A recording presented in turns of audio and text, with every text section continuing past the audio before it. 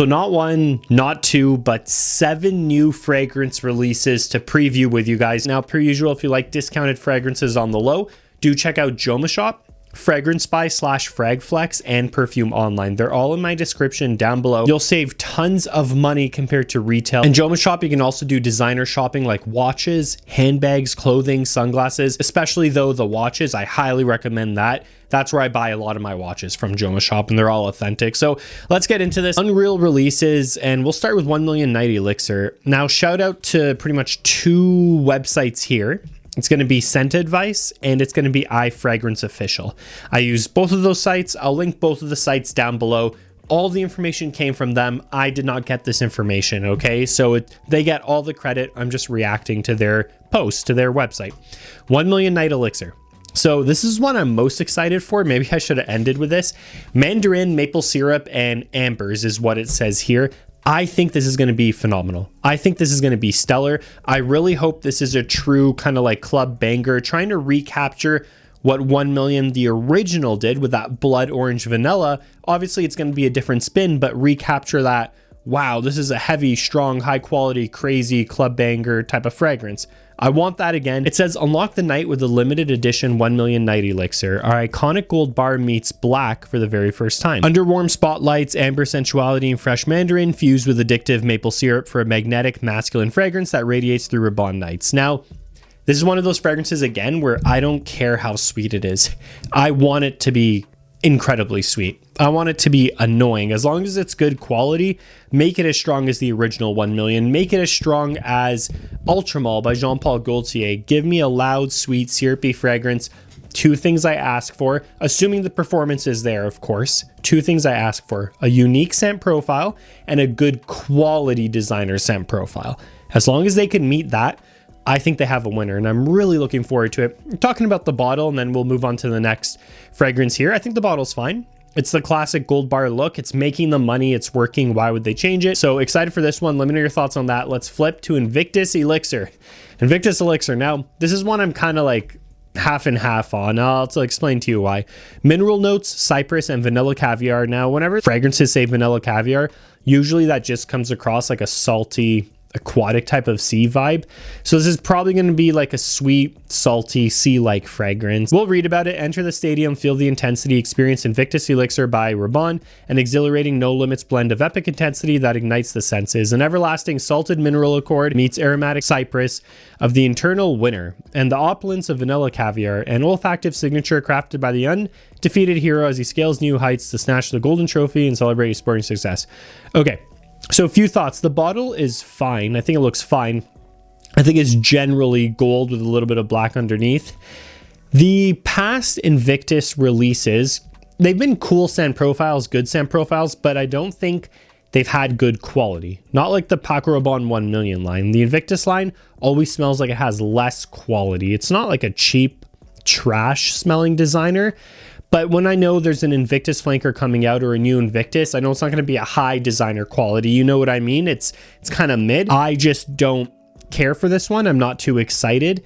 I'll smell it, but that's not going to be a day one blind buy. Like 1 Million Nights Elixir, I'll probably buy day one.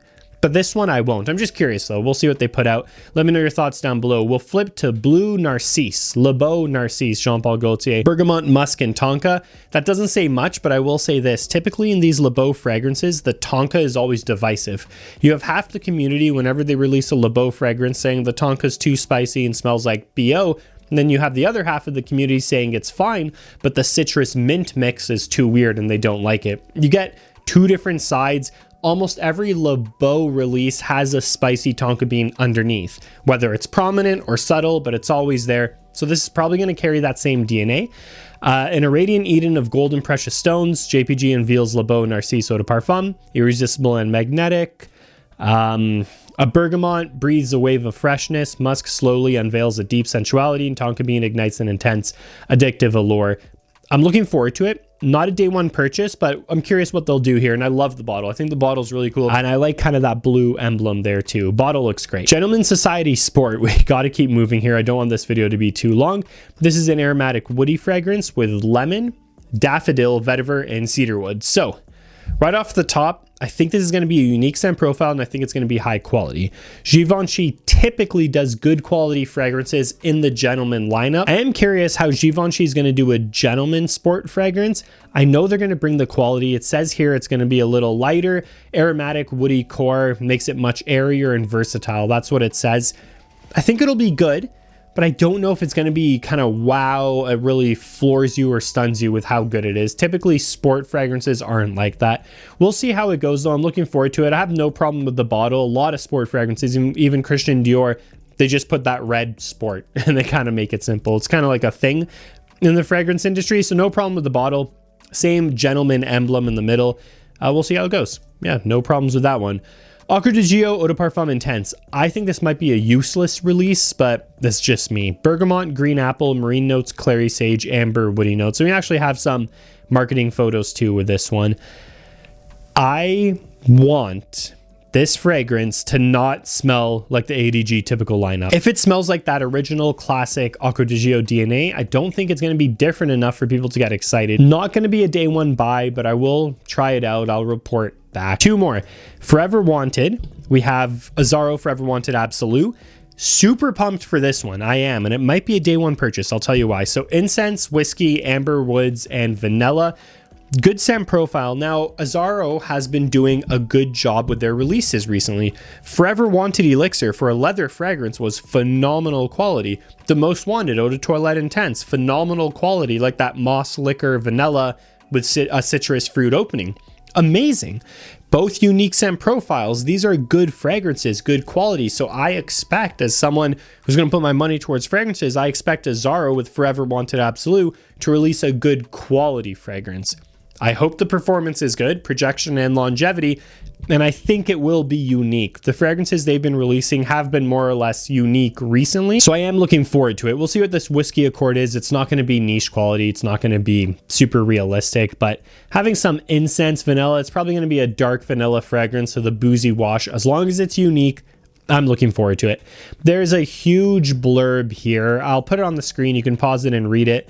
I'll skip to where they say the notes, though.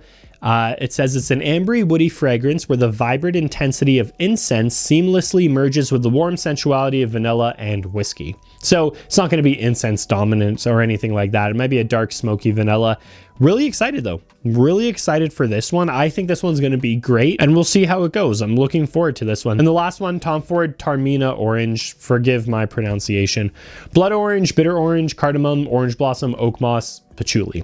And they're slating it for a summer 2026 release. So this probably reminds me of, if you remember those older ones like Mandarino di Amalfi or Neroli Portofino, I think it's going to smell something like that, like a summer floral, summer fresh floral. I don't think this is going to be an exciting release, but I am personally looking forward to it. I also don't think it'll be strong. Those other citrus ones that I mentioned typically didn't have strong performance, and they're typically just like creamy florals with citrus. They smell amazing. They smell high quality. They smell like being in Italy, being in the coast of Italy. I've been there. Tom Ford does a good job evoking that kind of like Italian smell, especially in the countryside or Manarola, Cinque Terre, wherever it may be out west. So I do think this is going to be a good fragrance. I do think this is going to smell kind of like an Italian vibe. The orange blossom gives it away. Orange blossom is almost like a creamy vanilla orange floral, white, sweet floral, but you smell it a lot in like women's products, like women's body wash, especially. Honestly, that's where you'll get like that women's body wash, women's soap type of vibe. It's that orange blossom. It's a great note. This is going to be unisex. I don't think it's going to perform that well, but I think it's going to be a nice kind of like Italian coastal summer fragrance. They're slating it to release this year, summer 2026. And that's going to do it. Let me know your thoughts on that one down below. The bottle's fine. It's the private line bottle, 50 ml. So let me know what you guys think about these releases. I think we got some bangers here. I'm really looking forward to it. 7 brand new fragrances. Feel free to check those links in the description down below for fragrance deals in general. And I'll see you guys in the next video.